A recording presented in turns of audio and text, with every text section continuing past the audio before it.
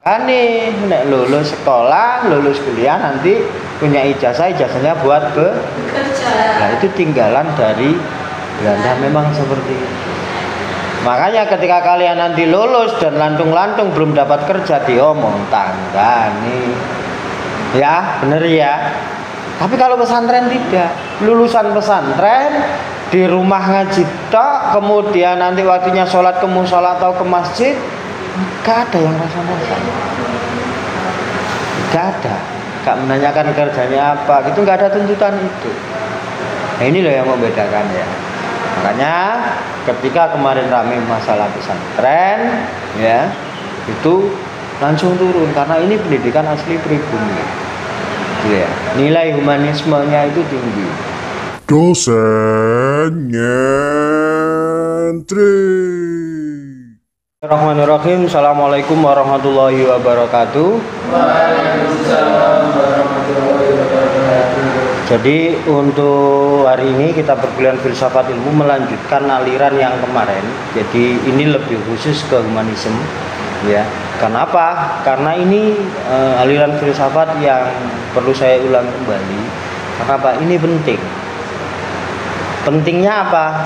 Aliran filsafat ini ketika bisa mengubah pola berpikir kalian, ya. Indonesia membutuhkan orang-orang yang memiliki kesadaran yang baik, ya.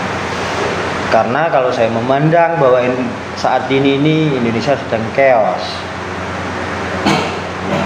Tidak hanya pemerintahan yang chaos, di sekolah chaos, di pesantren chaos, ya itu kan kalian melihat ya, viral akhir-akhir ini, ya di media sosial juga bertebaran, ada guru, kemudian ada muridnya di sebelahnya merokok, lah itu meme-meme seperti itu banyak bertebaran, ya. Jadi nilai-nilai kemanusiaan itu sudah mulai menurun. Nah ini kan sebuah ancaman, ya. Kenapa di pendidikan orang-orang tidak sampai bergerak turun ke bawah seperti ketika yang pesantren kemarin? Ya karena pesantren ini basicnya kultural. Jadi pola pendidikan yang benar-benar murni dari Indonesia. Nah kalau pendidikan lembaga sekolah, kemudian kampus, ini basicnya adalah kolonial. Jadi diciptakan oleh penjajah zaman Belanda dulu. Apa fungsinya, tujuannya, apa kira-kira? Tahu nggak? Belanda kenapa membuat sekolah dulu? Yang disekolahkan bukan orang-orang Belanda, bukan, tetapi pribumi. Katanya mereka penjajah kok memberikan pendidikan kepada pribumi. Kenapa? Nah, ya karena bisa meringankan pekerjaan mereka. Kan orang terdidik, ketika sudah terdidik berarti kan bisa membantu pekerja. Jadi yang menangani pencatatan, pembukuan, ya wilayah-wilayah administratif, kalau nggak bisa baca tulis kan nggak bisa, nggak mungkin membantu itu di wilayah administratif atau di kantornya, ya. Makanya saat itu Belanda membuat sekolah rakyat, ya. Pribumi warga Indonesia itu sekolah. Jadi tujuannya untuk makanya nek lulus sekolah, lulus kuliah nanti punya ijazahnya buat bekerja. Nah itu tinggalan dari Belanda memang seperti itu. Makanya ketika kalian nanti lulus dan lantung-lantung belum dapat kerja, diomong tangga nih. Ya, bener ya. Tapi kalau pesantren tidak, lulusan pesantren di rumah ngaji tok, kemudian nanti waktunya sholat ke musola atau ke masjid, gak ada yang rasa-rasa, gak ada, gak menanyakan kerjanya apa, gitu, gak ada tuntutan itu. Nah ini loh yang membedakan ya. Makanya ketika kemarin rame masalah pesantren, ya itu langsung turun karena ini pendidikan asli pribumi, ya. Nilai humanismenya itu tinggi. Jadi kalau dari kacamata budayanya, dari kacamata budaya di Jawa Timur kultur yang ramai di Lirboyo kemarin itu. Lirboyo kan termasuk Jawa Timur ya, karena memang kultur pesantren di Jawa Timur seperti itu. Tapi kalau kita ke Jawa Barat nggak begitu, di luar Jawa nggak begitu, karena nggak ada kultur itu, ya nggak ada budaya itu, ya sungkem, nggak budaya apa, takdimnya terhadap guru atau kiai itu nggak ada budaya itu di sana. Nah, makanya yang membuat postingan kan Trans 7, yang memposting juga bukan orang Jawa Timur, nggak tahu tradisi itu, nggak tahu budaya itu ya. Mereka kalau melihat postingan berita-beritanya Trans 7 ya, mereka sudah sering kan melakukan pola metamodern itu ya. Maksudnya metamodern adalah mengambil video-video dari media sosial digabung ya. Kalau dalam aliran filsafatnya itu postmodern. Postmodern itu minim kreativitas, tapi masih ada originalitas, yakni suara kan ada VO-nya. Ya, VO ya berarti rekaman itu kan berbasis rekaman saja. Nah, itu dalam teorinya itu diperbolehkan. Karya-karya begitu diperbolehkan. Ya. Nah, tapi kemarin secara tidak sengaja dia menyenggol wilayah sensitif Trans 7. Nah, di sini sebenarnya kalau kita bisa memahami humanisme itu nggak akan terjadi. Ini loh pentingnya nanti aliran humanisme ini. Aliran, kenapa saya ulang? Kemarin kan sudah saya rangkum dari klasik ya sampai humanisme. Ya. Nah, ini kenapa perlu saya ulang lagi? Nah, ini karena kita urgent. Ya, ini urgent. Jadi nanti kalau kalian mengajar ya, jangan sekadar ngajar saja, tapi harus membangun kesadaran ya. Jadi itu kan dari wilayah masyarakat ya, dari wilayah pemerintahan ya sama. Jadi Indonesia ini chaos, jadi perlu dibangun dari mana? Dari pendidikan. Loh Pak, kok bisa seperti itu? Coba kita tengok ke Jepang. Di saat dibom ya, Hiroshima dan Nagasaki hancur luluh lantak, yang dibangun apa oleh Jepang? Pendidikan. Para profesor diturunkan ke sekolah-sekolah dasar. Makanya guru di sana di sekolah gajinya lebih mahal daripada di perguruan tinggi. Sentosa. Seperti itu, karena mental itu nanti dididik dari bawah, habit itu dari bawah. Ya. Kalau kalian pernah bersinggungan dengan yang namanya baca puisi, ya, saya tidak tahu akar pola intonasi baca puisi itu diturunkan di SD atau di TK. Nah, akhirnya pola baca puisinya itu kan nah, ada pola itu. Ketika SMP, SMA, ya. Nada itu seringkali muncul dengan sendirinya ketika diminta baca puisi. Lah enggak tahu itu dari mana, misalnya dari TK atau dari SD. Ya, dari SD ya. Lah berarti guru-guru SD kan yang menanamkan itu. Anak didiknya itu dikasih ilmu, contoh ya, membaca puisi tapi polanya nah. Gitu kan polanya. Ketika SMP diminta gurunya ayo mewakili lomba puisi, nada itu sudah terekam di memori otaknya. Sehingga nada nah muncul lagi. Ya kan? SMA muncul lagi. Nah, ini berarti tingkat dasar itu menjadi penting. Jadi sekolah ini menjadi penting untuk membangun kesadarannya. Itu tadi kan pola baca puisi itu membangun kesadaran. Dia sudah tertancap di bawah sadarnya. Ketika baca puisi berarti ya nah. Nah, makanya ini nanti kalian kalau jadi guru ya tidak boleh sekadar menyampaikan materi. CPL-nya apa disampaikan, jangan seperti itu saja, tapi memberi kesadaran. Itu penting. Ya. Kalau pemerintah kita ada korupsi dan lain sebagainya, apakah rakyatnya tidak? Makanya korupsi kita terjemahkan secara sederhana, kita harus menurunkan. Berarti korupsi kan mengambil yang bukan haknya dalam skala besar, gitu kan. Jadi Kita turunkan lebih kecil berarti mengambil sesuatu yang bukan haknya. Kalau kalian lihat ada kendaraan, sepeda, motor, mobil yang di situ membawa makanan, ya, jatuh, ya kan, mecer-mecer ya itu ya. Apakah orang-orang di sekitar itu membantu orang itu mengumpulkan barang-barang itu atau diambil dan dibawa pulang? Makanya ini kan chaosnya ini tidak hanya pemerintah tapi masyarakatnya juga, ya kan? Kalau mereka nanti punya kesempatan maka juga mengambil, contohnya kayak gitu, ya. Mumpung ya, lo mumpung ngumpul ya diambil. Nah berarti kan DPR, MPR, ya pejabat-pejabat pemerintah itu mumpung ono anggaran nih ya, tak selipkan dulu. Kan gitu. Nah makanya itu kalau mereka punya kesadaran itu ada bentengnya, ya di dalam tubuh, di dalam pikiran ada bentengnya. Makanya kita perlu membangun itu, ya.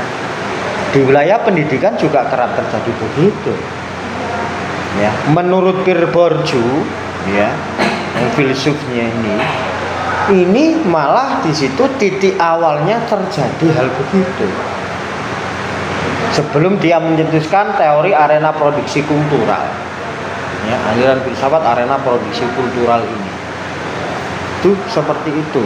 Makanya di zaman abad 14 hingga 17, ya, itu aliran filsafat itu mengalami masa-masa kebangkitan, renaissance atau masa pencerahan. Ya.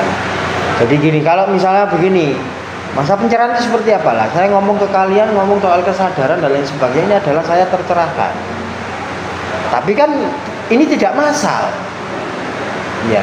Tapi zaman itu di Barat abad 14 dan abad 17 itu akademisi, pemikir-pemikirnya itu mengalami pencerahan. Ini krisis mental, terjadi krisis mental.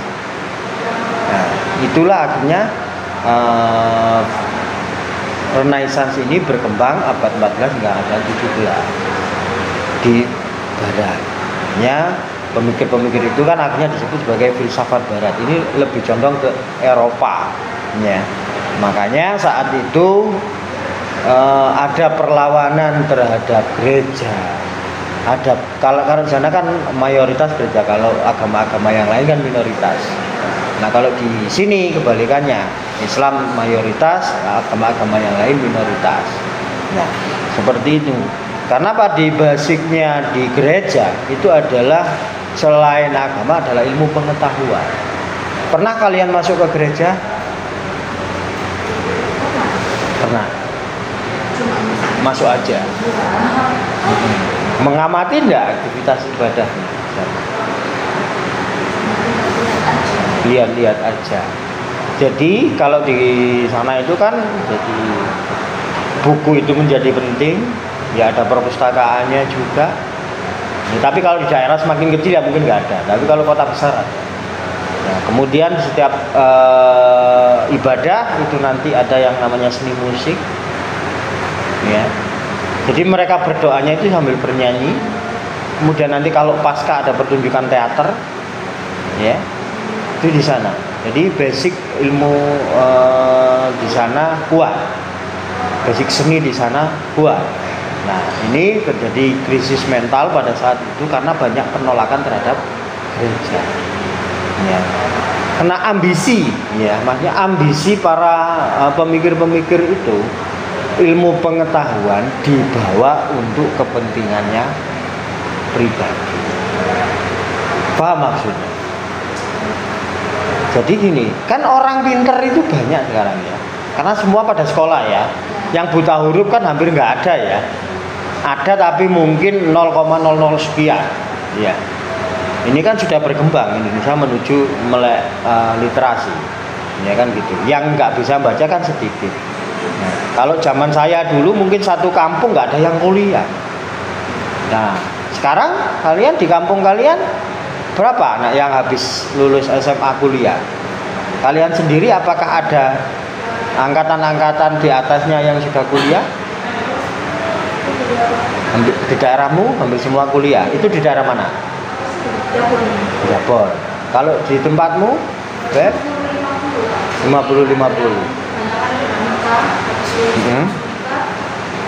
Ada yang kuliah, jadi porsinya sama. Kalau temannya saya di mana? Sama Pak. Sampang. Sama. Oh sama. 50-50 ya. Berarti lumayan banyak. Kalau di tempatmu, kamu mana rumahmu? Bangsa. Kalau di kampung kamu cuma kamu saja. Kalau di tempatmu, di desamu, dusun ya. Dusun jangan lewat desa. Kalau desa kan nggak terjangkau ya. Kalau dusun kan nengok tonggone atau koncone sak dusun kan ro. Ada yang kuliah atau ada enggak. Atau sebelumnya ada yang pernah kuliah atau enggak. 20% kalau di tempat. Itu daerah mana? Randegan itu kota sini ya. Sing TPS itu ya. Itu masuk Randegan apa enggak itu? Apa Cakaraya TPS itu? Iya. Kalau di tempatmu? Itu daerah mana? Sambiroto Suko. Kalau di tempatmu? Daerah mana itu? Kempelagi. Nah, berarti kan Mojokerto tidak melihat daerahnya mana, tetapi di situ mungkin nanti kalau basicnya orang desa itu contoh. Maksudnya contoh itu apa? Nek ono sing kuliah nanti selanjutnya akan ada. Karena sudah ada yang memberi contoh. Nah, selanjutnya akan ada lagi. Nah, mungkin yang paling kecil di kampungmu mungkin kakak-kakak yang tertuamu di kampung itu mungkin belum ada yang kuliah. Iya. Bisa jadi kamu sebagai pelopor pertama. Karena nanti kamu melihat kamu, jadi kamu akan jadi sentral. Ya, ketika kamu nanti lulus dan tidak dapat tempat bekerja, nah semakin antipati warga di kampungmu. Gak usah kuliah, kok lo kuliah yuk kalau lapo. Akhirnya rabi. Ya, sebenarnya gitu. Jadi orang yang pertama itu yang akan menjadi contoh. Nah, tapi kalau orang pertama itu dilihat masyarakat itu bagus, maka nanti anak-anaknya mereka akan dikuliahkan. Misalnya pekerjaannya mayoritas petani misalnya. Ya. Anakku gak kepingin sore lah macul neng sawah cek kuliah. Orang tua ada perspektif begitu. Bagaimana caranya mereka akan mencari upaya. Atau yang buruh pabrik biar nanti gak nang pabrik cek esok kerja yang bajunya bagus. Minimal nang pabrik itu bagian kantore. Nah, orang tua akhirnya punya pemikiran gitu. Yang tahu. Jadi basicnya contoh. Nek dikongkon gak mau. Orang desa itu kalau disuruh gak mau. Mau tapi mungkin gerundel. Ya. Gerundel tapi tidak akan marah. Yang gerundel rasan-rasan gitu kalau basicnya desa ya. Kalau kota agak berbeda. Jadi individual itu sudah semakin besar kalau di wilayah kota dan wilayah perumahan. Jadi ini pola-pola seperti ini makanya sangat cocok di aliran humanisme. Karena humanisme ini ngomong kemanusiaan. Di desa unsur kemanusiaan itu masih kuat. Ya, makanya gitu. Jadi cacat di ujung kampung sebelah utara akan terdengar, nggak perlu sampai 1 hari akan terdengar di ujung sebelah selatan. Nah, inilah unsur humanisme yang begitu kuat. Ya, jadi gampang untuk menyebar. Karena apa? Humanismenya masih kuat. Kalau di perumahan ujung sana ada masalah, bisa jadi di belakang beda blok saja sudah nggak dengar. Jangan sampai ujung dari ujung. Beda gangnya blok saja sudah nggak dengar di perumahan. Ya, jadi seperti itu. Nah, aliran filsafat ini tentunya lebih menekankan untuk menuju ke rasionalitas cara berpikir. Makanya di desa kalau ada contoh yang baik akan diikuti. Rasionalitas, dipikir. Ya, menurut pikiran, oh ini kok enak ya.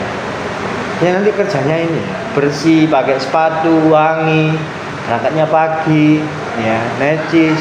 Kadang orang desa itu nggak melihat gaji, ya melihat bersih gitu aja sudah senang, ya logika. Inilah yang dimaksud humanisme. Jadi logika berpikir. Rata-rata cara berpikirnya orang kan juga begitu. Oh enak ya, kamu kerjamu santai gini. bayarannya gede. Orang kan melihat hanya rasionalitasnya saja, tapi realita kan tidak dibandingkan. Nah, ini akhirnya awalnya bagus, akhirnya merembet.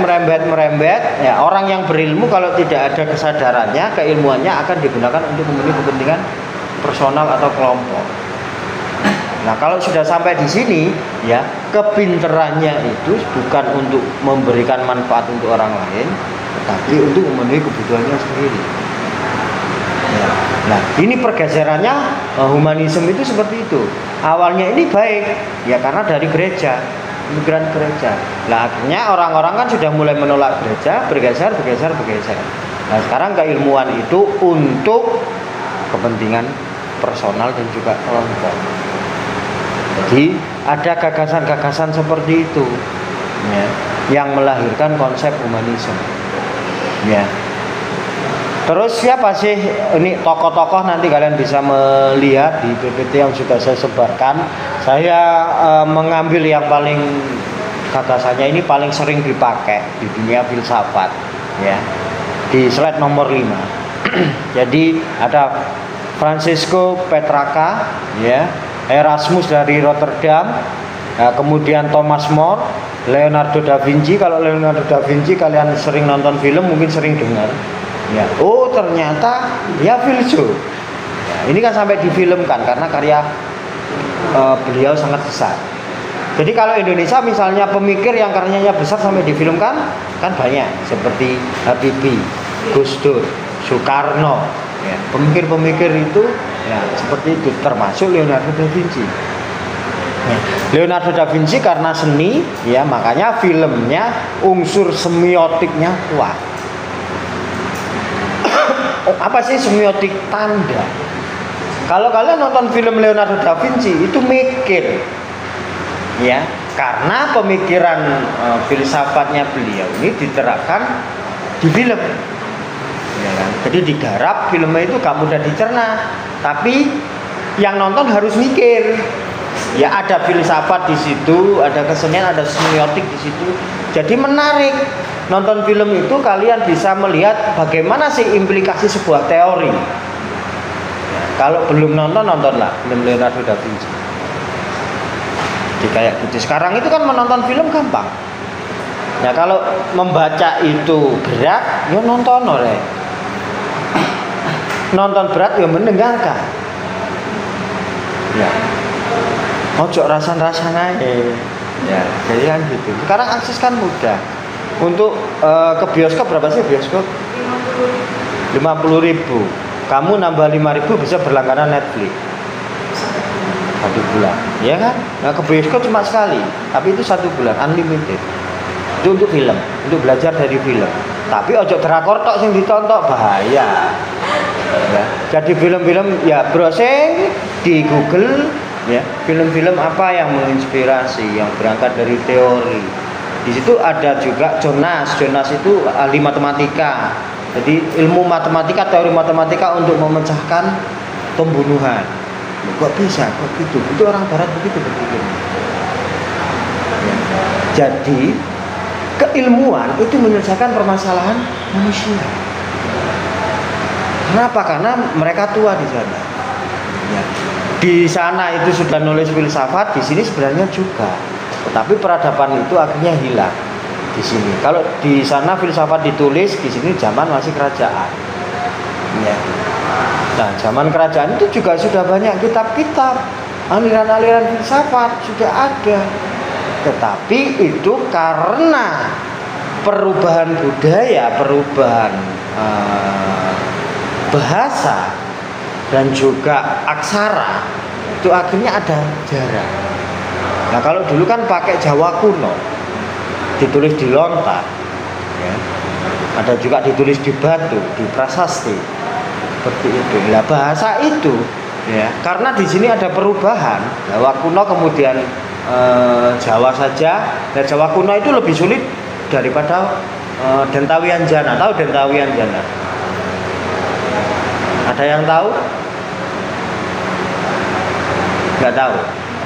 Dentawianjana itu huruf Jawa. Apa kalian menyebutnya kan Bono Coroko? Itu Dentawian Zaman. Nah, itu saja kan nama saja kalian sudah tersekat, ya kan? Nah, berarti keilmuan dari masa lampau ini sudah tersekat sampai saat ini. Tetapi di Barat karena bahasanya Latin, ya sampai sekarang bahasanya sama, keilmuan itu terus tidak terputus mempelajarinya. Sehingga mereka ngomong soal industri, ngomong soal perkembangan, ya mereka lebih cepat berkembang. Ya.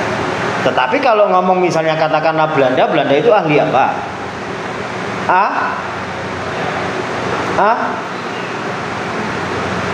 Air. Belanda itu ahli air. Ya. Tetapi di sini, ya sebelum Belanda ke sini, Majapahit itu ahli air. Dibuktikan dari apa? Dari kapal Jung. Kapalnya seberapa besar sekali kapal Jung.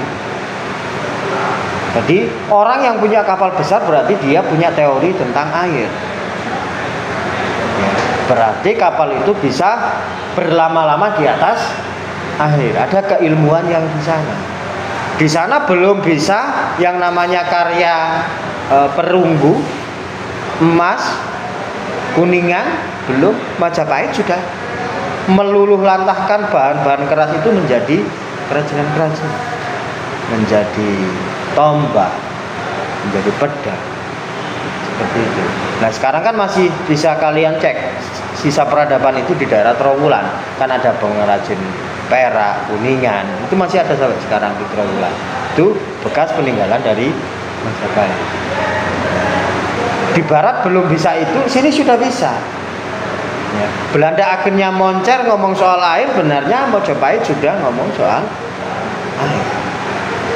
Tempat cuci piringnya aja besar. Ya, tahu apa tempat cuci piringnya? Kolam sembarang. Bayangkan itu buat cuci piring loh. Katanya perawatan emas-emas jatuh di sini. Sejarahnya seperti itu. Piringnya tempat cuci piring aja segitu. Nah, cuman di sini ada dua versi kerajaan Majapahit. Tempat cuci piringnya aja sebesar itu, kerajaannya sebesar apa? Satu itu ada versi gaib, ya, yang tersebar di masyarakat, bahwa itu dikalap juga oleh sastrawan Sanusi Pane dalam sebuah naskah pertunjukan Sirno ing Kertaning Bumi. Jadi hilang, tiba-tiba hilang. Versi gaib, karena ada orang gaib yang menutup itu agar kerajaan ini tidak terdeteksi. Kemudian yang kedua secara endemik.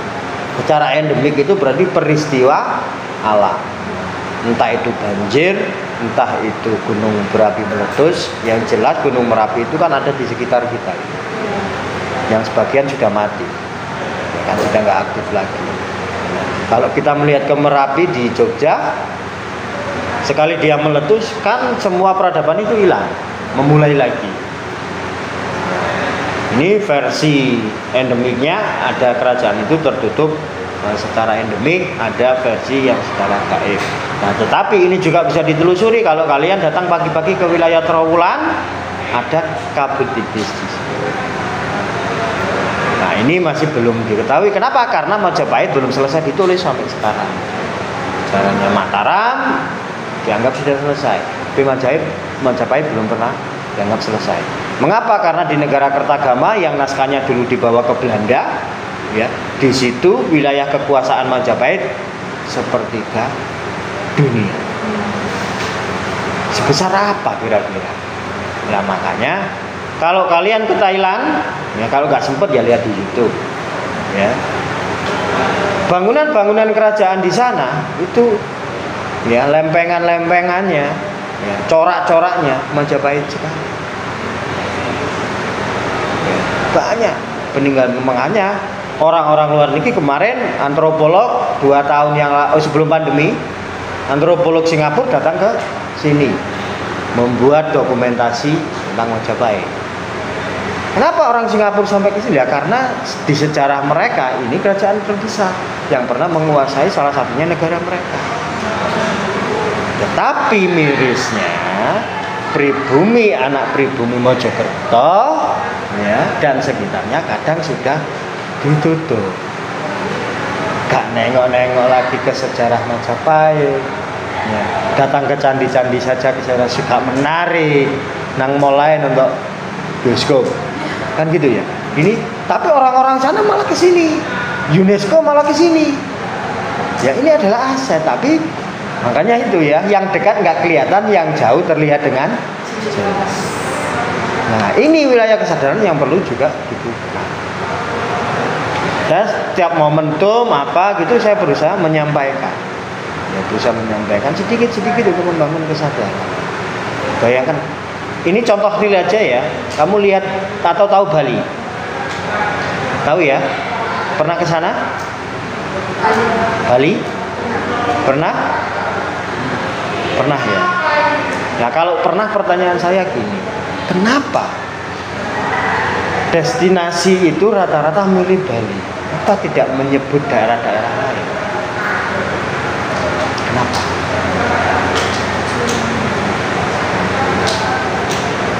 Bali atau Jogja lah ya, yang paling sering ya. Dua daerah ini oke. Bali dan Jogja. Kenapa Bali dan Jogja? Ini hits loh. Kalau rekreasi sekolah, duwe rada akeh titik atau nek katene lulusan pilihannya kayak Jogja adalah Bali. Ya, kenapa?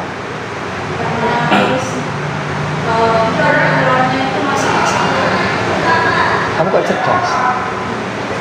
Ya jadi itu, karena kulturnya masih dijaga. Jadi kalau ngomong pantai saja, banyak pantai yang bagus. Ya. Tapi pantai, sekadar pantai itu sudah menjadi sesuatu yang biasa. Tapi kalau ke sana kulturnya terbangun, budayanya masih terjaga. Nah, ini loh yang menguatkan daerah itu. Termasuk di Jawa Timur itu ada Bromo. Apa yang membuat orang-orang tertarik ke Bromo? Karena di sana budayanya juga masih hidup. Di sana ada suku Tengger. Ya, suku Tengger itu sejarah dari Roro Anteng dan Joko Segen. Di sana sampai sekarang masih ada upacara Kasodo setiap bulan 10 bulan Jawa. Ramenya minta ampun. Nah dari situ akhirnya tahu, oh ini ada Gunung Bromo, ritualnya di situ, orang melihat, orang luar akhirnya melihat, oh di sini. Dari ritual itu akhirnya terbaca dan destinasi wisatanya juga naik. Pertama yang mengangkat Bali bukan Sano, tapi Tanah Lot. Karena Tanah Lot di situ tempat ibadah. Ya. Mereka datang ke pantai, terus melihat perempuan-perempuan berkebaya. Dan di atasnya ada buah, ada apa. Mereka berjalan tanpa memegang. Itu adalah wisata yang nggak akan ditemui di tempat-tempat wisata lain. Ya, jadi ini. Jadi akan menjadi kaya dengan wisata karena menjaga budaya. Seperti itulah di sini.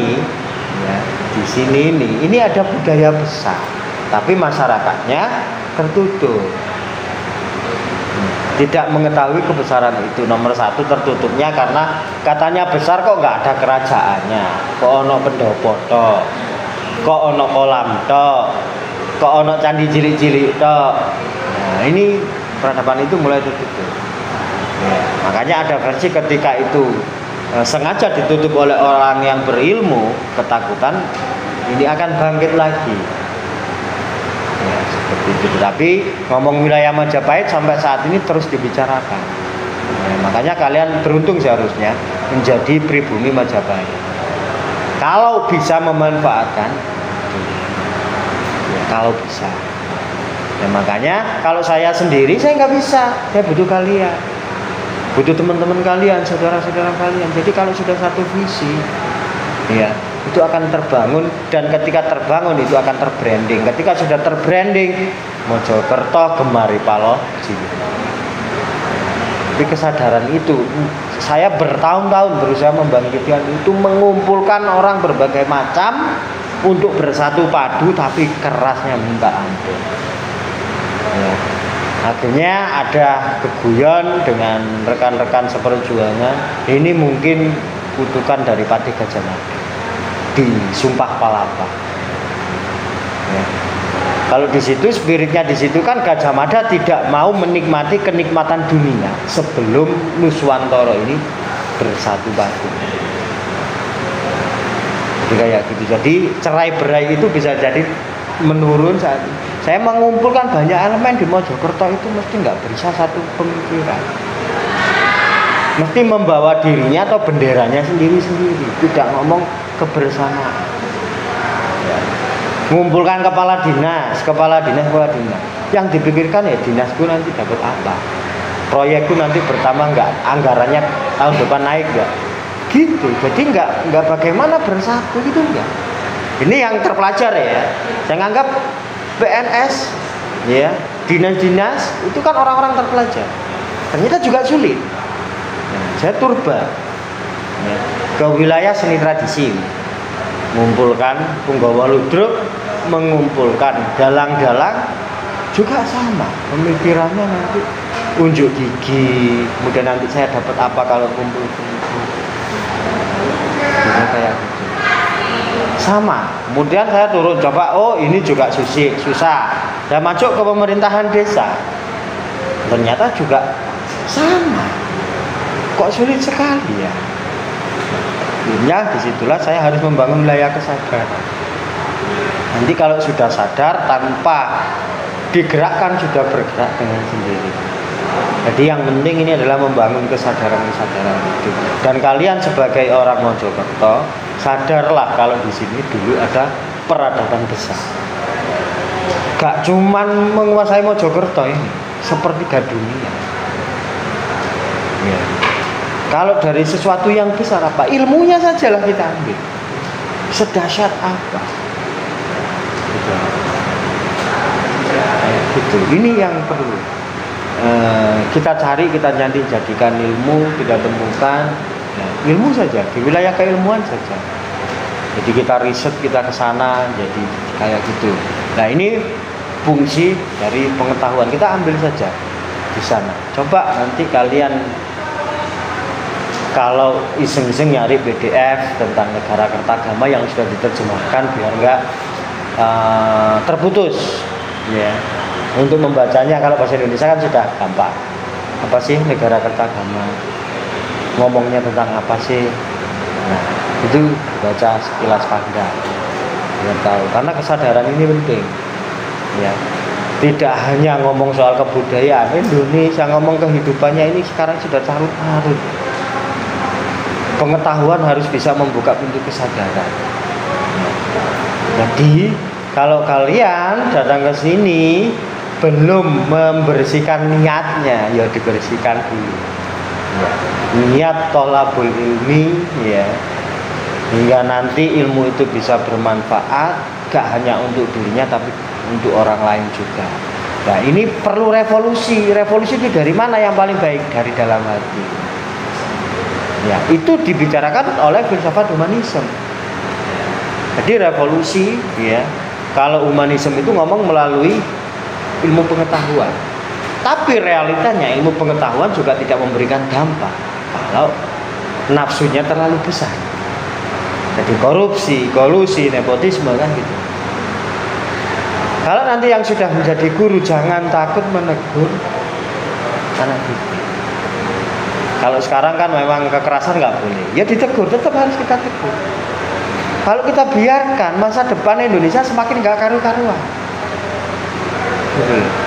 Ya, jadi kita harus membangun wilayah itu. Nanti kalau kesadaran sudah terbentuk, wilayah ontologinya juga nanti akan terbentuk. Kalau ontologinya terbentuk, teologinya terbentuk. Ya, kalau ontologi kan sudah saya singgung ya. Kalau teologi apa? Ketuhanan.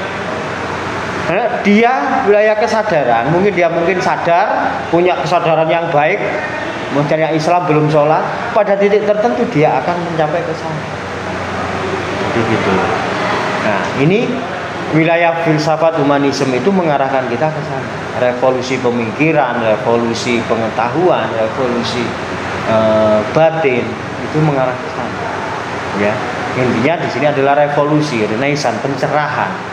Ya, masa pencerahan bangkitnya dan akhirnya membawa revolusi. Nah, ini yang disampaikan oleh filsafat humanisme. Ya. Jadi ini ada tokoh-tokoh yang juga nanti bisa kalian telusuri. Nah, Terus ini ya, ini relevansinya bagi pendidikan kita, jurusan kita, pendidikan bahasa Indonesia, bahasa dan sastra Indonesia. Jadi kita harus mengajarkan empati dan penghargaan terhadap manusia melalui karya sastra. Caranya gimana? Ayo, ini poin yang pertama, mengajarkan empati dan penghargaan terhadap manusia melalui karya sastra. Coba. Gimana cara kita melakukan manusia lain dengan baik? Menulis berarti ya, menulis karya sastra. Oke. Yang lain ada gagasan bagaimana? Itu bagus. Itu sudah digerakkan di sekolah sekarang, gerakan literasi itu kan. Ya, Jawa Timur wilayah sekolah kemarin itu kan juga mendapatkan rekor muri.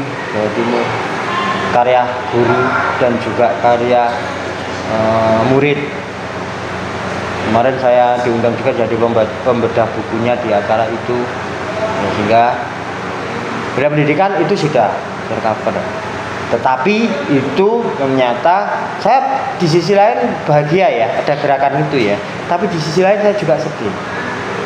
Kenapa? Itu semacam gugur tugas. Kenapa? Ya karena ada gerakan ini, ada tuntutan dari pimpinan gitu ya. Nah, akhirnya nulis, menerbitkan buku, tetapi tulisan itu ya karena gugur tugas, tidak ada penghayatan, tidak ada penjiwaan, ya kering. Jadi nggak ada nilai kemanusiaan itu di karya-karya mereka, nggak ada. Tapi di sisi lain saya senang. Yang penting ini sudah ada gerakan. Ya. Selanjutnya nanti berarti ketika kalian mengajar, gerakannya adalah membaca karya-karya itu. Menyebutkan nanti kalau kita membaca karya sastra, kita akan mendapatkan manfaatnya yang sangat besar untuk kehidupan kita, cara berpikir, menghadapi masalah. Jadi orang nggak kagetan. Orang suka membaca karya sastra itu kalau ada masalah gak gampang kaget, gopoh. Dia lebih tenang. Ada masalah lebih tenang. Jadi kayak gitu, ngeslow. Ya. Kenapa? Ya, karena kalau orang tenang itu bisa mencari solusi dengan baik. Nah, orang panik, solusinya kan kadang nggak ketemu. Niatnya kata telepon golek ambulan misalnya, atau mencari mobil, melebu metu kayak gitu. Gopoh, panik. Tapi karya sastra bisa mengajari kita ketenangan.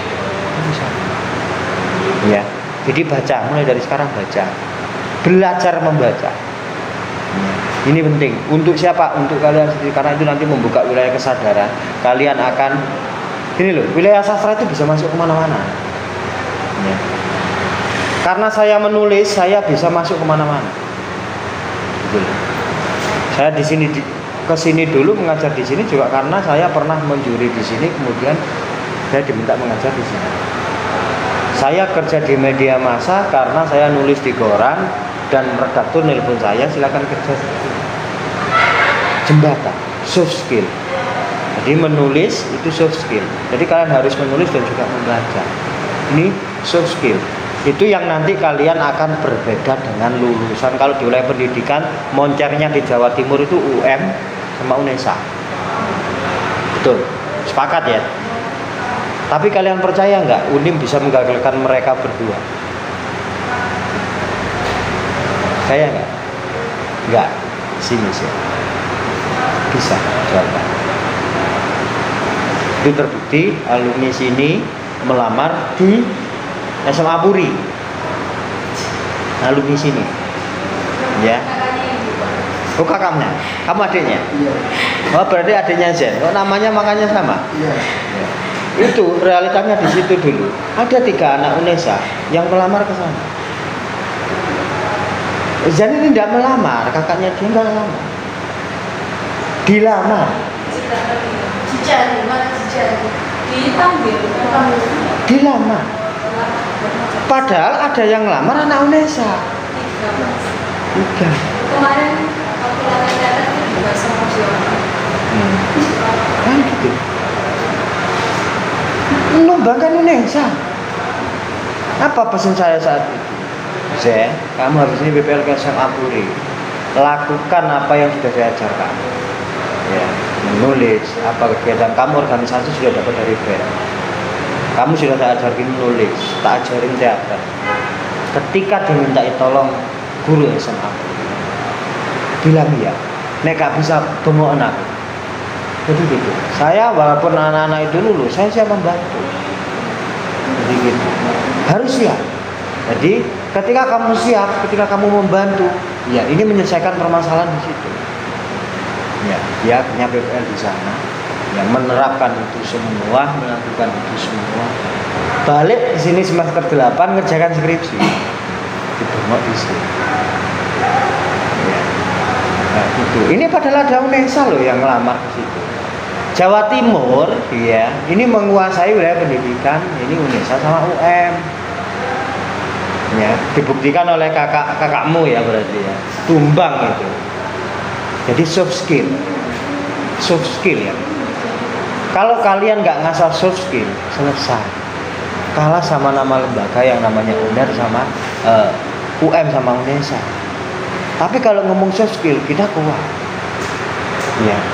Lulusannya UNIM tapi punya kreativitas. Selesai mereka. Kemarin saya ngisi di UNESA itu saya buka pertanyaan. Krik-krik kok sama jangkriknya. Ada yang mau ditanyakan atau ada yang mau kita diskusikan, sama nggak ada suara. Saya pancing dulu baru muncul suara. Padahal saat itu dia target dosennya itu konsultasi karya mereka. Topiknya kan itu konsultasi karya mereka punya. Tapi ketika saya buka space untuk konsultasi, gak ada yang tanya. Ya kan ada masalah kan? Nah itu akhirnya saya pancing. Setelah saya pancing akhirnya mereka berbicara. Setelah mereka berbicara saya tebak karakter mereka. Saya dianggap peramal. Pak kok peramal? Enggak, saya enggak peramal. Kamu lo cerita ke saya. Cerita melalui mana? Kita baru bertemu dari puisi. Tadi yang saya sebutkan dari puisinya, kata ini akan menyiratkan orangnya begini, orangnya begini, orangnya begini. Ya, saya hanya menyebutkan yang dia tulis di puisinya. Dan dia akhirnya mengatakan, Bapak kok kayak peramal? Kayak peramal berarti benar ya? Ya. Saya dianggap peramal, padahal tidak. Saya hanya ini teori semiotik, ya, makna kata dari sebuah kata yang ada di puisi itu, ini akan menunjukkan karakter bagaimana.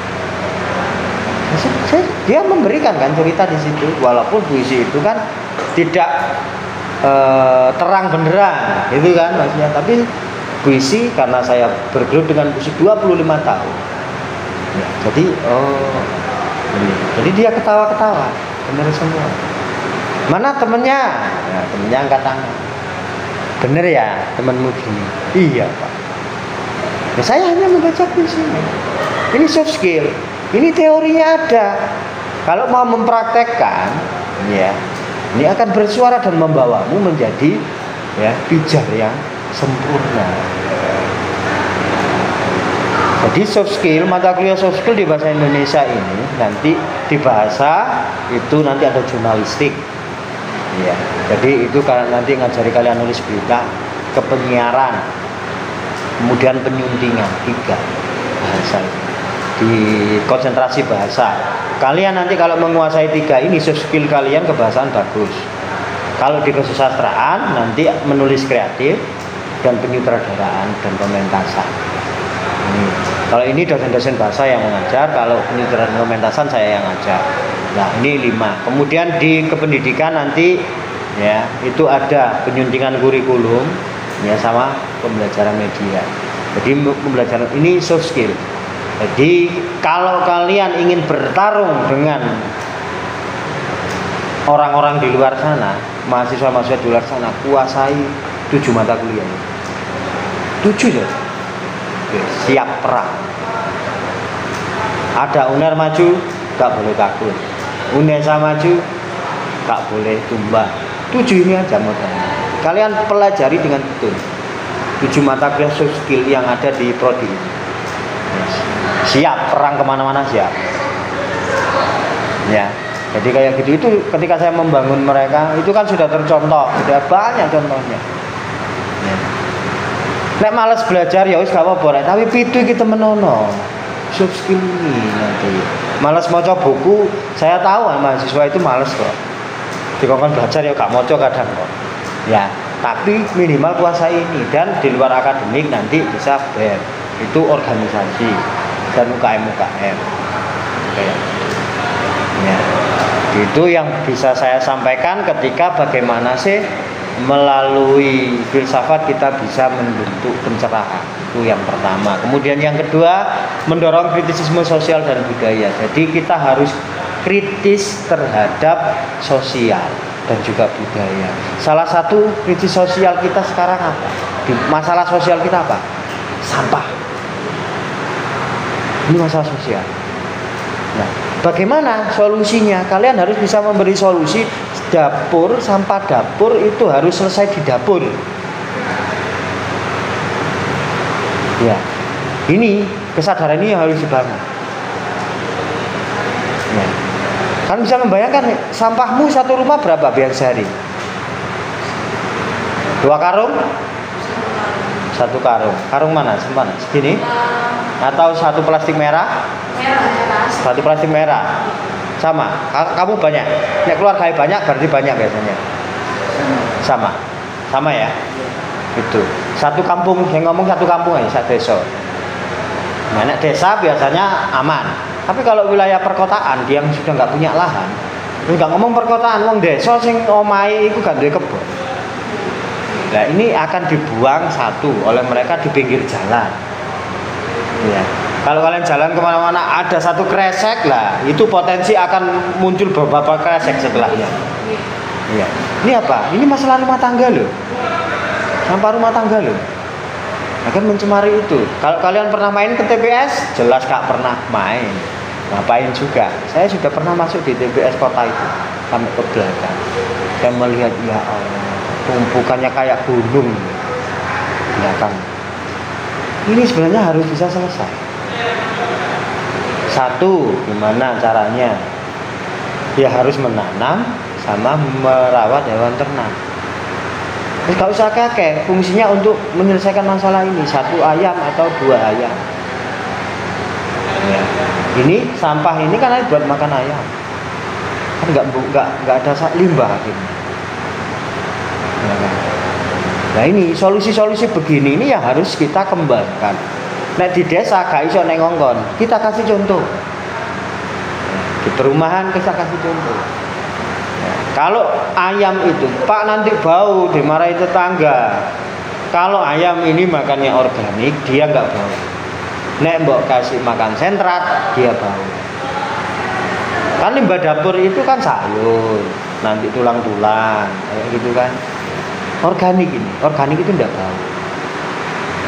Nah ini salah satu metode yang bisa menyelesaikan masalah sosial. Kalau masalah budaya, kritis tentang budaya, ya itu tadi kita harus melihat di sini ada Majapahit. Ayo kita baca, ayo kita cari, ayo kita gali. Ya. Saya nggak bisa kalau sendiri, saya juga butuh kalian. Nah, kemudian yang terakhir, kalau relevansinya filsafat humanisme ini, ya ini untuk membangun semangat ilmiah dan juga kreatif mahasiswa. Jadi itu untuk relevansinya, ya. Makanya di situ nanti setelah ini saya memberikan PR kepada kalian dan ini PR-nya hanya untuk portofolio kalian. Buka yang namanya buat akun Google Scholar. Ya. Buka akun Google Scholar dan juga buat blog. Ya, 2. Yang blognya itu blogspot, WordPress atau Boleh apapun. Ya, karena kalian kan anak didik saya, perwalian saya. Nah itu mau saya kawal dari sekarang. Buat ini Google Scholar itu nanti kalian kan punya email Gmail. Nah itu masuk ke Google Scholar, login kayak buat Facebook dan lain sebagainya. Wes masuk di sini. Nanti kalian punya akun karena ke depan nanti kalian nulis karya ilmiah, artikel ilmiah. Biar itu langsung ke rumahmu. Kalau itu terbit itu langsung ke rumahmu di Google Scholar itu. Kalau kalian nggak membuatkan rumah, dia ada di rumahnya orang lain. Di rumah orang lain itu berarti ya di jurnal yang kalian kirim. Nggak bisa jadi portofolio. Nah, kalau kalian sudah menata portofolio, tugas kuliah itu jadi portofolio, nanti melamar kerja, banyak artikel ilmiahnya. Indonesia tumbang, lain tumbang. Ya, caranya gitu ya. Dan blok itu nanti yang tugas-tugas yang tidak kayak ini kan saya minta buat catatan toh. Nah, wes sekarang saya habiskan catatan itu, misinya di blok. Nanti ngirim linknya itu dan saya baca di situ. Ya, dimasukkan blok catatan. Ya. Tuh. Dan ingat, saya itu nulis sudah 25 tahun lebih. GBT dan tidak GBT saya nggak perlu ngecek, dengan kemampuan saya sudah tahu. Jadi saya berharap kalian nulis sendiri. Ini fungsinya untuk kalian sendiri. Kalau kalian mengerjakan GPT berarti kejaran kalian kan hilang. Bukan untuk mengasah diri. Ya, terserah kalian sendiri. Cuma sini jelas gini, oh ini GPT saya tahu. Ya, jadi itu. Jadi untuk simpulan dari mata kuliah hari ini, ya, kita harus mulai dari sekarang membuka yang namanya pintu kesadaran. Belajar. Pintu kesadaran itu nggak bisa muncul dengan sendirinya kalau kita nggak membuka perlahan-lahan. Ayo dibuka. Jadi daya kritis. Nanti ada orang di jalan bane bocor tulungono. Minimal kalian berhenti. Ya, butuh apa? Kalau ada orang dorong, itu membuka pintu kesadaran. Ya, jadi mahasiswa jangan hanya belajar. Kita harus peka terhadap lingkungan kita. Nanti kalau kita punya ilmu apa, bagaimana sih ilmu saya bahasa Indonesia ini bisa bermanfaat untuk orang lain. Nah, nanti saya ajari bagaimana mengaplikasikan itu semua. Ya, ada yang mau ditanyakan? Silakan. Jika belum ada, maka cukup sekian. Semoga ini menjadi refleksi diri. Semoga kalian bisa segera membuka pintu kesadaran itu, mulai berjuang dari hari ini. Cukup sekian dari saya, Syafri. Wassalamualaikum warahmatullahi wabarakatuh. Jangan lupa subscribe.